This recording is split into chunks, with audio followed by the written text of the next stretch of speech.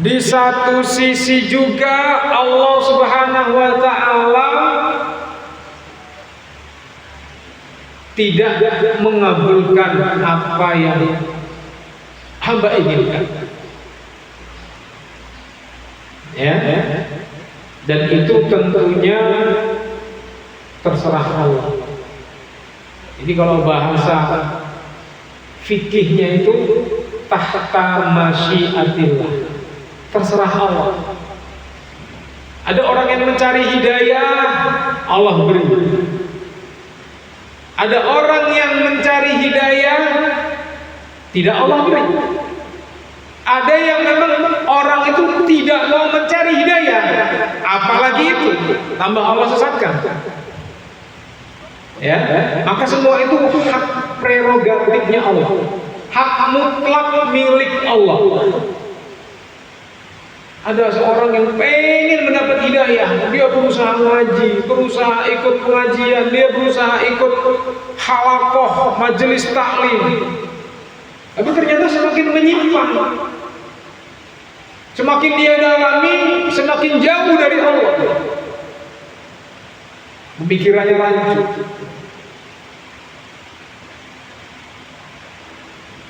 Maka disinilah kita butuh yang namanya doa. Kita butuh yang namanya bimbingan dari Allah Subhanahu wa taala. Dan itu yang disebut dengan hidayatul taufik.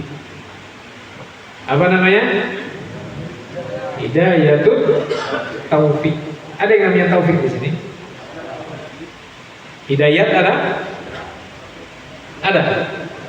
Nah, itu orang tuanya memberikan nama hidayat, memberi nama taufik. Harapannya apa? Agar kelak dia mendapatkan petunjuk dari Allah, sehingga dia bisa melakukan kebaikan dan meninggalkan keburukan. Karena itu butuh namanya taufik. Nah, kita akan bahas apa saja sih faktor-faktor yang bisa kita usahakan, kita upayakan agar Allah Subhanahu wa taala itu memberi hidayatul taufik. Karena itu juga harus dipelajari. Yang pertama, ikhlaskan niat. Jadi ikhlaskan niat kita ini, hidup kita, kita persembahkan untuk Allah. Ya. Dan itu yang kita baca di setiap sholat kita. Inna sholati wa nusuki wa mahyaya wa mamati lillahi rabbil alamin. Sungguhnya sholatku, inna sholati wa nusuki. Apa nusuk? Nusuk itu sesembelihanku. Makanya orang kalau nyembelih itu harus untuk Allah, nggak boleh untuk jin, nggak boleh untuk yang nunggu jembatan ini, mau bangun rumah, dia mempersembahkan untuk yang menghuni tempat ini, nggak boleh. Karena sesembelihan itu ibadah, dan ibadah itu nggak boleh ditujukan kecuali hanya kepada Allah. Inna sholati wa nusuki wa mahyaya, hidupku, wa mamati, dan matiku, lillah, untuk Allah SWT. Ikhlas ya. Ya. Karena kalau orang itu orientasinya, saya ini kerja untuk Allah, saya ini berbuat untuk Allah, saya ini beramal untuk Allah, maka insya Allah akan bimbing. Tidak akan Allah tinggalkan dia sia-sia. Karena kita ini repot. Kalau Allah tinggalkan kita, udah kita kocar kacir. Ya, kita dulu masih kecil, ditinggal sama ibu kita aja nangis kita. Benar? Benar. Ya, kita masih kecil, umur berapa tahun? 5 tahun, 6 tahun, 7 tahun, 8 tahun, 9 tahun diajak ke pasar, tiba-tiba lepas, bingung kita mau pulang. Apa yang bisa kita lakukan? Ya nangis. Kenapa nangis? Kita nggak tahu jalan kemana. Ya. Apalagi kalau Allah meninggalkan kita. Sudah kita nggak karu-karuan hidupnya. Lepas kontrol, lost control. Kemudian yang kedua, agar Allah Subhanahu wa taala memberikan taufiknya kepada kita berteman dengan orang-orang yang baik. Karena ini pengaruh. Teman ini pengaruhnya sangat kuat. Teman itu menular. Kalau teman yang baik, dia akan ketularan baik. Kalau temannya buruk, dia akan ketularan buruk. Bahkan teman yang buruk ini lebih cepat nularnya ketimbang teman yang baik. Maka hati-hati.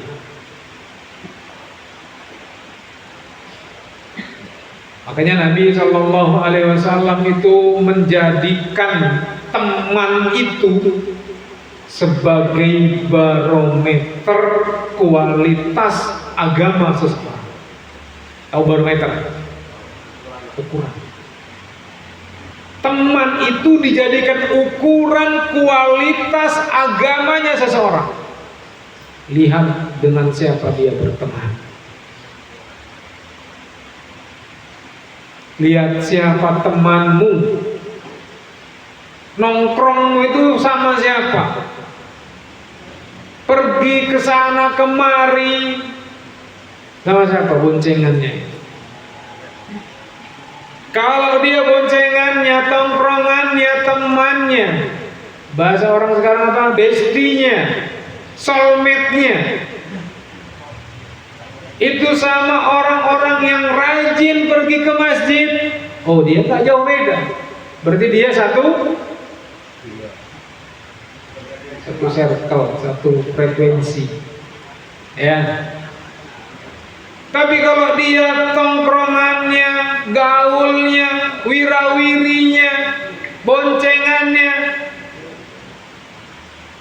sama orang-orang yang nggak jelas, ya berarti dia nggak jelas. Makanya pepatah Arab itu mengatakan apa? Inna tuyura ala ashkaliha taqo. Sesungguhnya burung-burung itu dia akan kumpul sesuai dengan teman-temannya. Burung gereja mainnya sama burung gereja. Burung pipit ya sama burung pipit.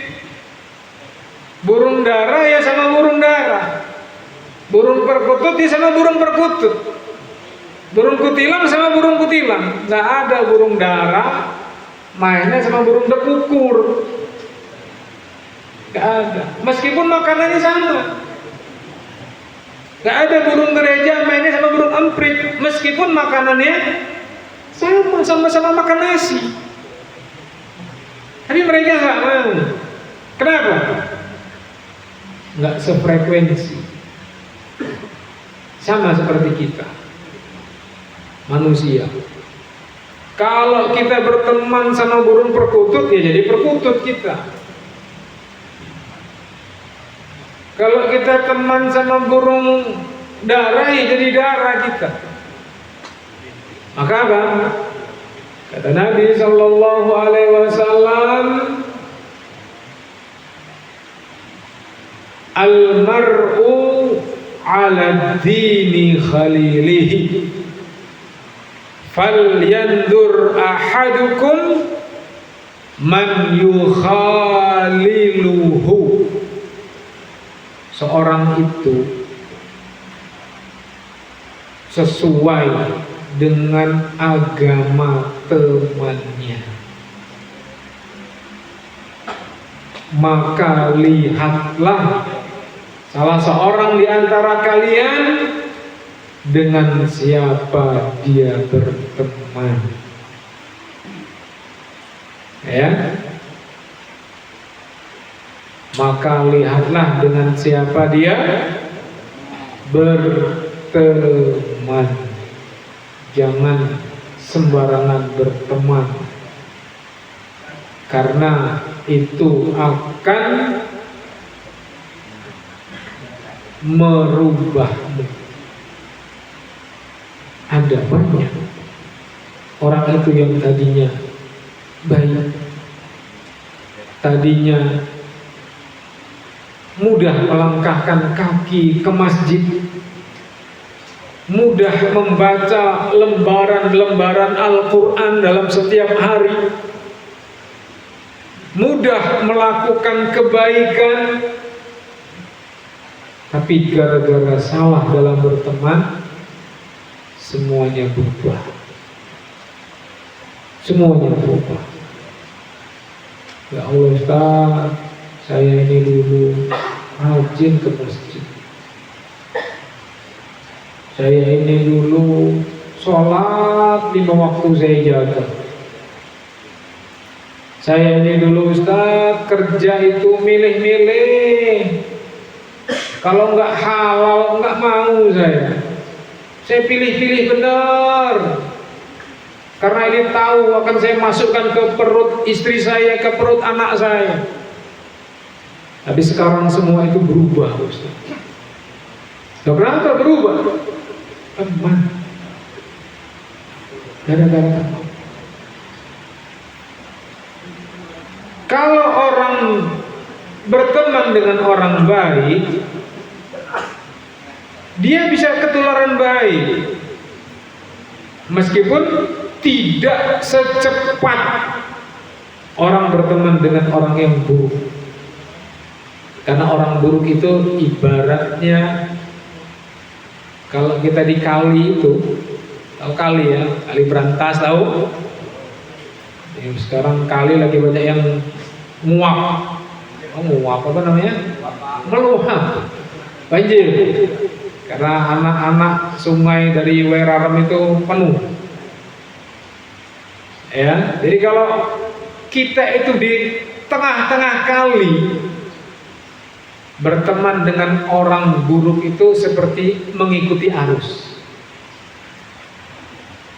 Gak perlu energi, udah tinggal ngikutin arus aja. Kemana arus pergi, ikut aja. Ya. Berteman dengan orang baik, ketularan baik gak? Ketularan baik, tapi seperti menentang arus, berat.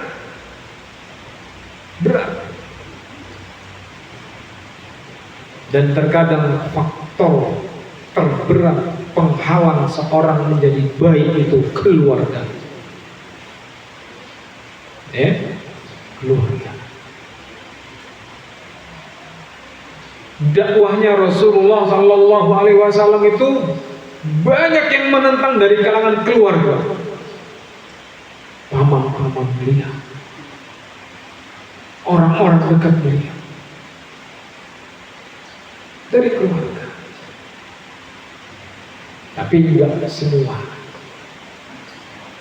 Ya, meskipun ada penentang dari keluarga juga banyak yang merespon positif. Wih, Masya Allah, Naken sekarang ini semenjak keluar dari pondok pesantren rumah tahanan negara kelas 2B Kota Bumi Lampung Utara, sudah mau ke masjid.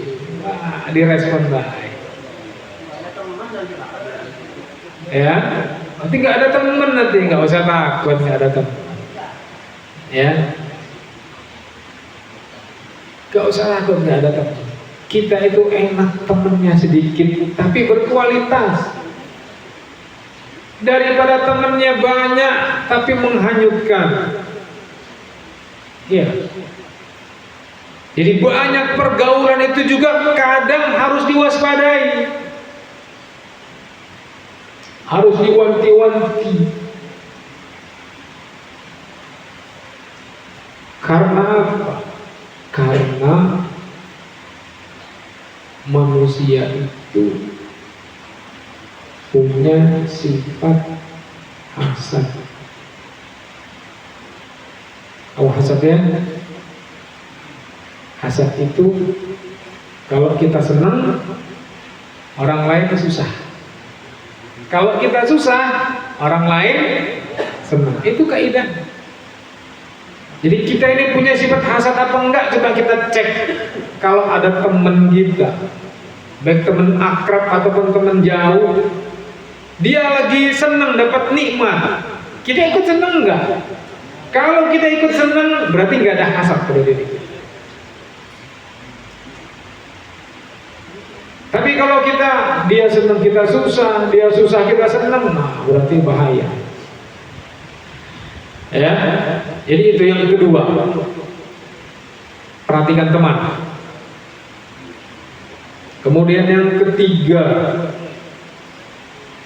agar seorang itu bisa mendapatkan taufik dari Allah, ya, mendapatkan petunjuk, benar-benar Allah yang membimbingnya,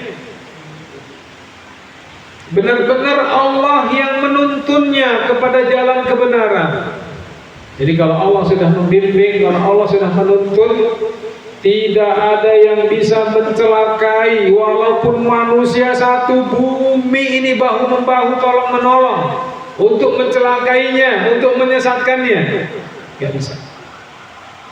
Karena yang langsung membackup siapa? Allah. Ya, yang langsung apa namanya itu, dekengan, ya. Orang bilang kan dekengan pusat. Nah, itu dekengan pusat, langsung pusat yang mendekeng langsung. Ya, nggak ada yang bisa menciderai, melukai, memadorotkan, menyusahkan, menyengsarakan. Kalau Allah sudah membimbing hamba.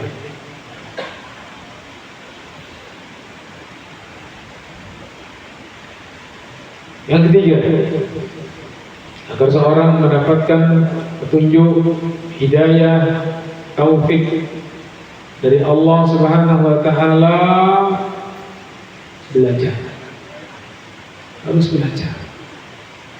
Harus mau belajar agama dengan benar.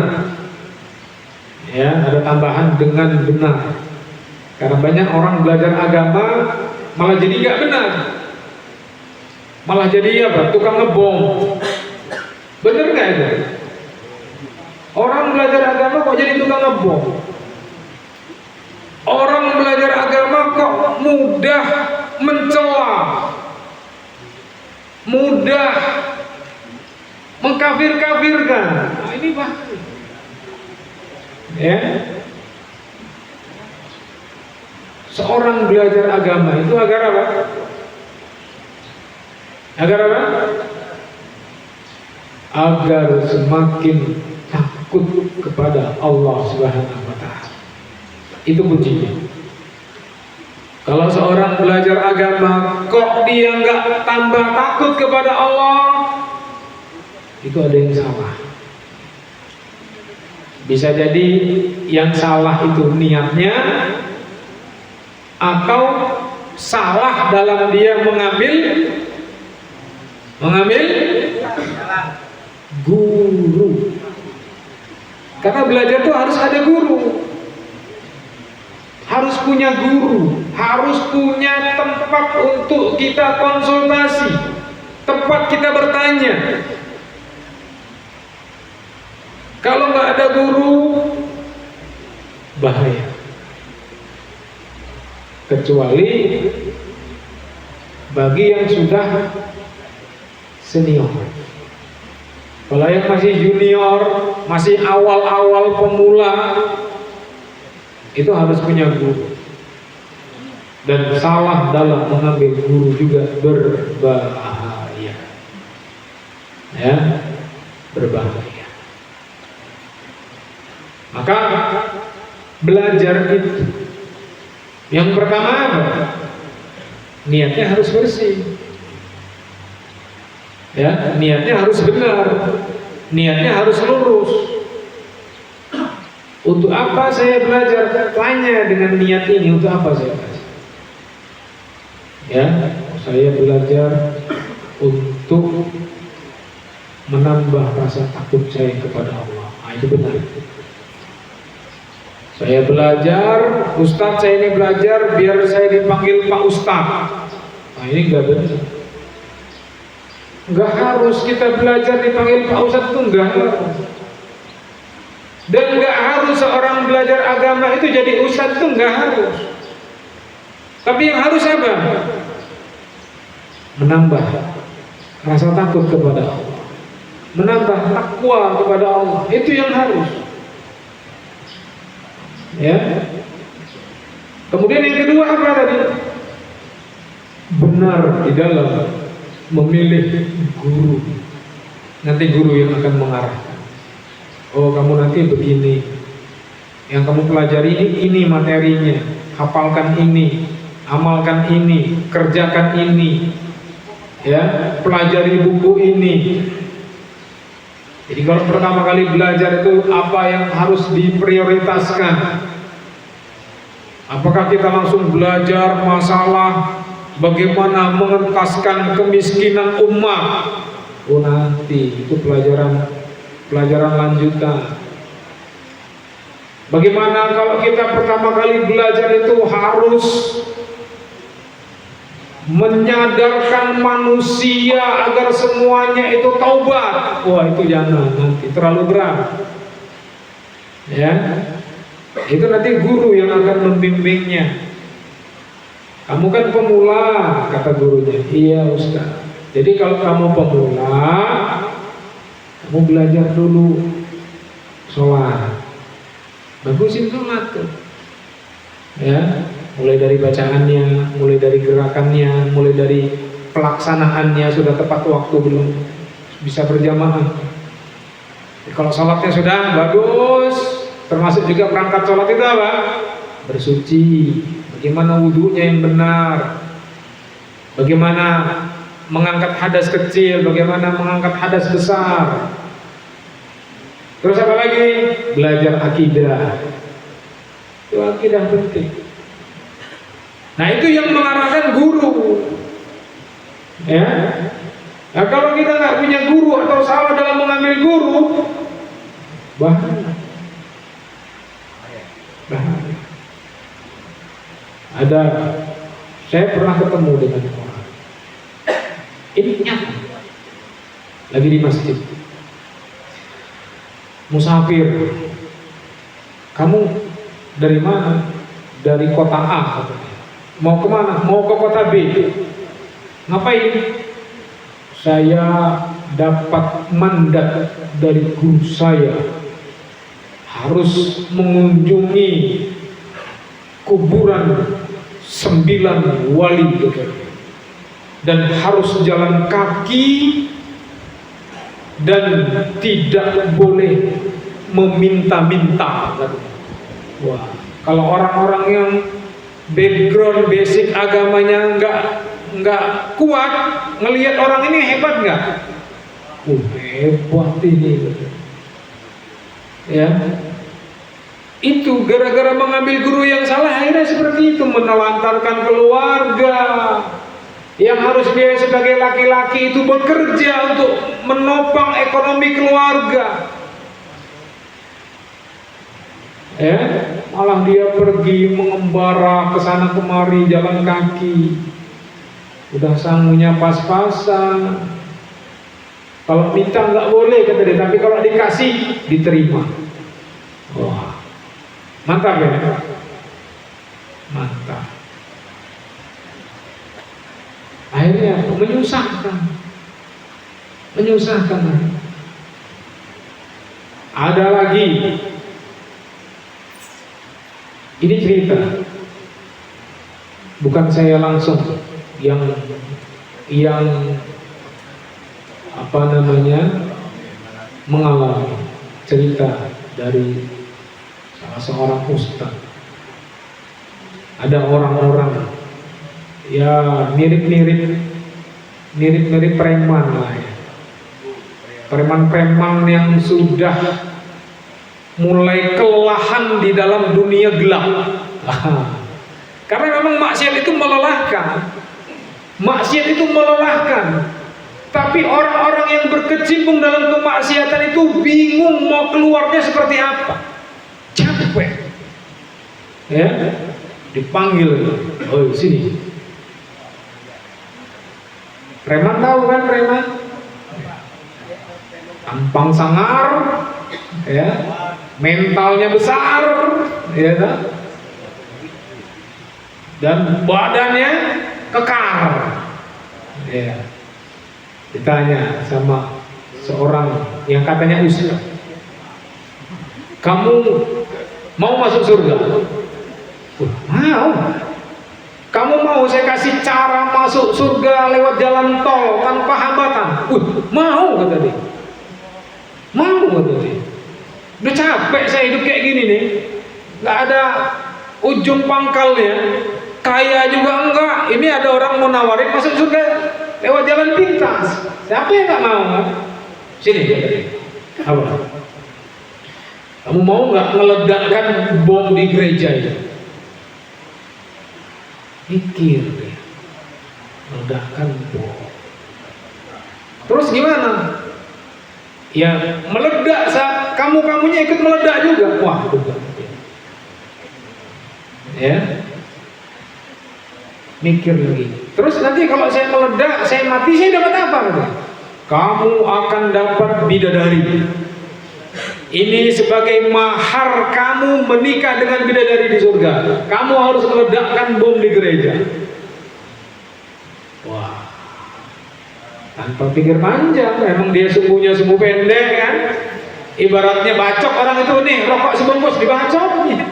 Apalagi ditawari surga, ya nggak? Itu kejadian. Padahal ajaran Islam seperti itu apa? Nyimpang.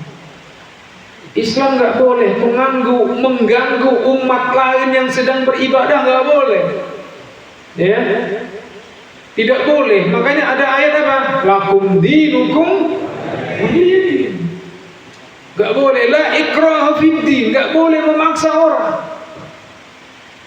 Ya, kata Nabi, barang siapa yang membunuh orang kafir, yang orang kafir itu tidak mengganggu kita tapi dibunuh, tidak akan mencium baunya surga.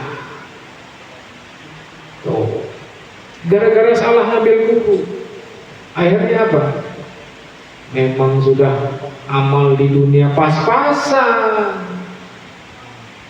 Yang katanya diiming-imingi masuk surga lewat jalan tol, ternyata jalan tolnya juga buntu.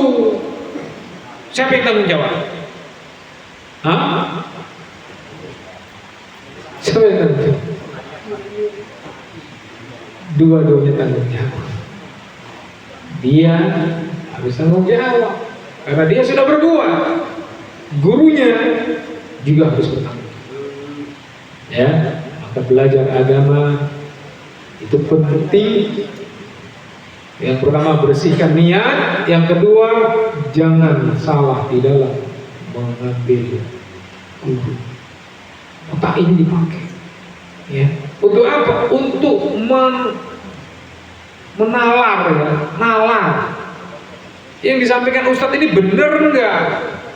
Kalau dia enggak benar, ya jangan diikuti. Nalar.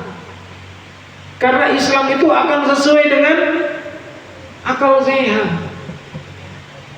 Gak ada ajaran Islam yang tidak sesuai dengan akal sehat, itu gak ada. Gak ada. Ya. Nah, itu poin-poin, 3 poin itu diperhatikan, meskipun masih banyak poin-poin yang lainnya di dalam kita mencari kebenaran, mencari hidayah, mencari taufik dari Allah Subhanahu wa ta'ala. Tapi yang terpenting itu jangan berhenti berdoa. Dan kita sudah doa di dalam sholat kita.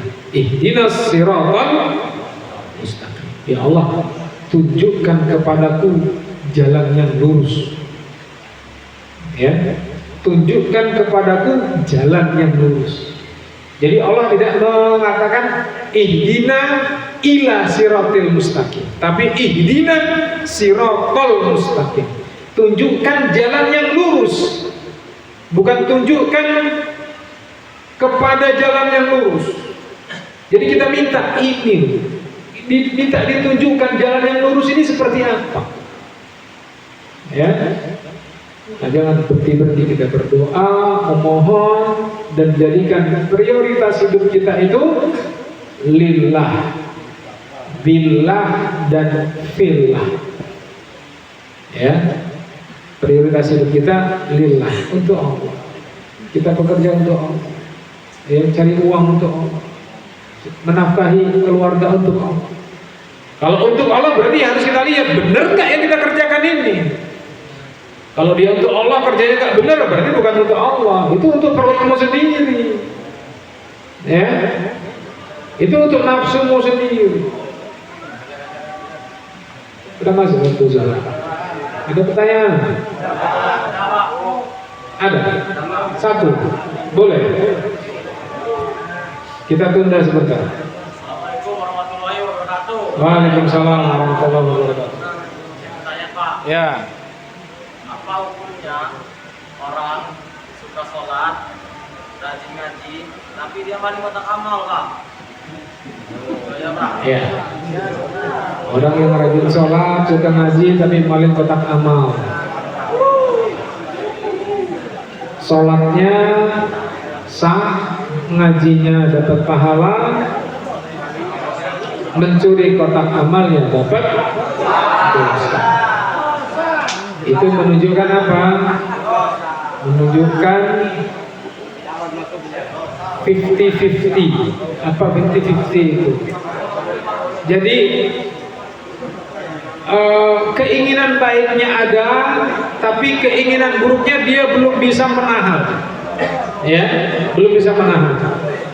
Maka tadi orang-orang seperti ini, model-model seperti ini itu masih mudah terombang-ambing, ya, masih mudah terombang-ambing. Jangan sampai dia, yang pertama niatnya dibenarin, ya, yang kedua jangan salah pilih teman, yang ketiga belajar lagi ilmu agama. Insya Allah lama-kelamaan sugesti buruknya itu akan terkalahkan dengan hidayah, gitu ya.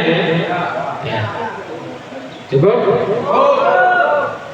Kita tutup dengan doa kafaratul majlis. Subhanakallahumma wa bihamdika asyhadu an la ilaha illa anta astaghfiruka wa atubu ilaik. Ila taufiq wal hidayah. Wassalamualaikum warahmatullahi wabarakatuh. Waalaikumsalam warahmatullahi wabarakatuh.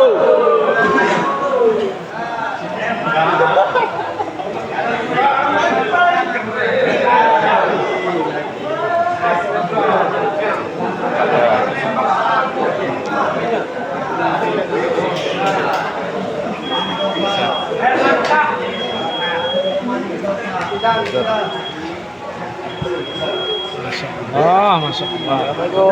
Salam, Ustaz, sehat ya. mau tanya. Oh, iya. Ilmu agama atau rikat makrifat itu termasuk ilmu agama bukan Pak Ustaz? Bukan, itu nggak dikenal dalam Islam. Tidak ada. Itu dari sufi. Itu nggak dikenal. Berarti di pertemuan selanjutnya aku akan bertanya itu. Ya, insya Allah nanti di anu aja, di kondisi insya Allah. Terima kasih Pak Ustaz. Ya.